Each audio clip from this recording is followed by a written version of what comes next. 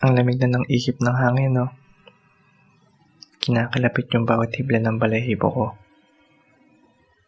Umaakap sa aking likuran habang binubulong na malapit na ang Pasko.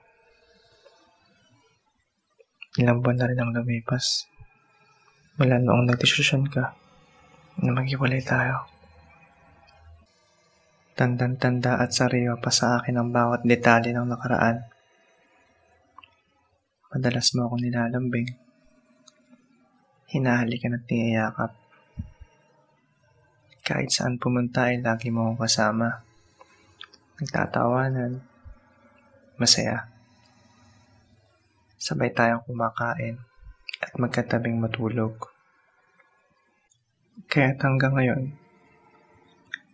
hindi ko pa rin matanggap ang katotohanan na wala ka na sa piling ko. At hindi ko maintindihan na parang andali sa itapan at kalimutan ang lahat ng ating mga pinagsamahan. May mga tanong ako. Naging mahalaga ba ako sa'yo? Totoo kayang naging masaya ka sa piling ko? Minahal mo rin kaya ako?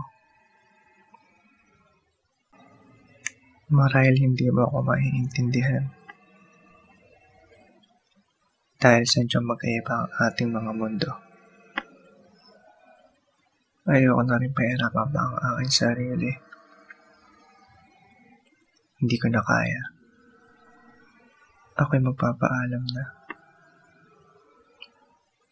At sa aking paglisan sa mundong to, mayroon akong kahilingan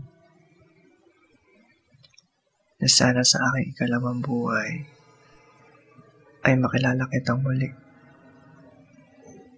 At ako ay isa ng ganap na tao at hindi na bilang isang nilalang na tinatawag na aso.